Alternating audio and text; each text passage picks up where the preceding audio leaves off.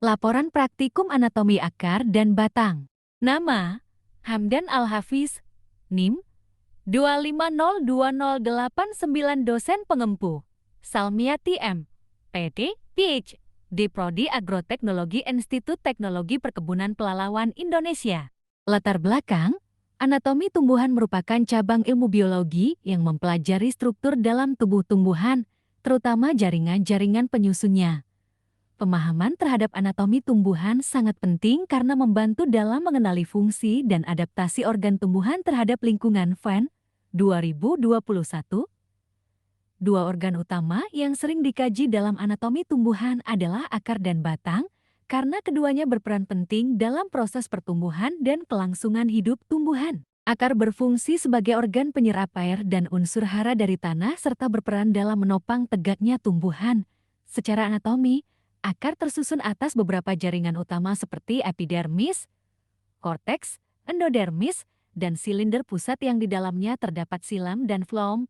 Struktur ini berperan penting dalam proses penyerapan serta transportasi zat ke bagian atas tumbuhan. Thais et al. 2020. Sementara itu, batang memiliki fungsi utama dalam menopang daun, bunga, dan buah, serta menjadi jalur transportasi air, mineral, dan hasil fotosintesis. Anatomi batang tersusun atas jaringan pelindung, jaringan dasar, dan jaringan pengangkut yang terdiri dari silam dan floem.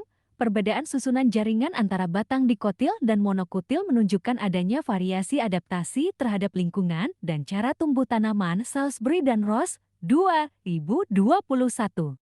Tujuan: untuk mempelajari struktur, fungsi, dan perbedaan anatomi antara akar dan batang, serta membedakan jenis-jenisnya pada tumbuhan monokotil dan dikotil.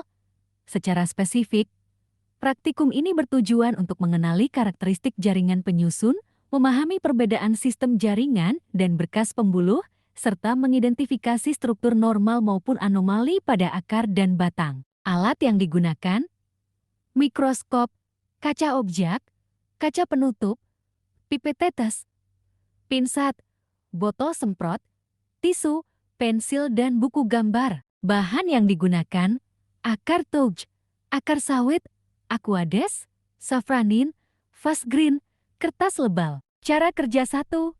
Potong akar sawit dan touge muda dengan silen. Buat irisan melintang setipis mungkin. 2. Letakkan irisan pada kaca objek, tambahan 1 tetes safranin, diamkan 2 menit. 3. Bilas dengan aquades, lalu tambahkan fast green untuk kontras warna. 4.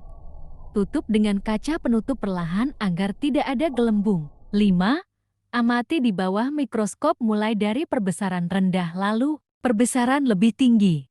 Hasil penelitian anatomi batang jagung menunjukkan adanya 3 jaringan utama: epidermis sebagai lapisan terluar, jaringan pembuluh silem dan floem yang tersebar di dalam empulur, dan jaringan dasar yang sebagian besar terdiri dari parenkim.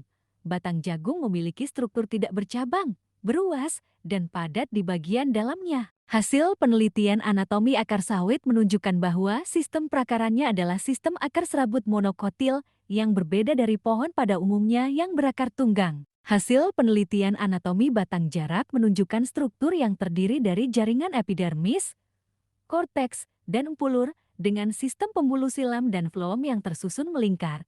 Batang ini memiliki jaringan sklerenkim yang kuat dan parenkim yang berfungsi menyimpan minyak, serta mampu menghasilkan lateks putih jika dipotong, serta adaptasi unik untuk ketahanan terhadap kekeringan dan tanah tidak subur. Hasil anatomi akar tauge kecambah kacang hijau menunjukkan bahwa secara struktural, ia memiliki bagian akar radikula yang merupakan bagian bawah kecambah. Pembahasan: akar toge dan batang jarak menunjukkan ciri tumbuhan dikotil dengan silem dan floem tersusun melingkar teratur serta memiliki potensi pertumbuhan sekunder. Akar sawit dan batang jagung merupakan tumbuhan monokotil dengan jaringan pengangkut tersebar tidak teratur dan tanpa kambium. Struktur anatomi setiap bagian disesuaikan dengan fungsi fisiologisnya. Akar untuk penyerapan dan penopang, batang untuk penyokong dan pengangkutan zat di seluruh tubuh tumbuhan. Rangkuman: akar toge memiliki struktur sederhana khas dikotil muda, terdiri atas epidermis, korteks, endodermis, dan silinder pusat dengan silam dan floem melingkar. Akar sawit merupakan akar serabut monokotil, tidak memiliki kambium, dan memiliki korteks luas serta jaringan pengangkut tersebar. Batang jagung termasuk batang monokotil dengan berkas pengangkut acak tanpa kambium, sehingga tidak mengalami penebalan. Sedangkan batang jarak adalah batang dikotil berkayu yang memiliki kambium, silam floem melingkar, dan dapat mengalami pertumbuhan sekunder. Terima kasih telah menonton, sampai akhir saya tutup. Wassalamualaikum warahmatullahi wabarakatuh.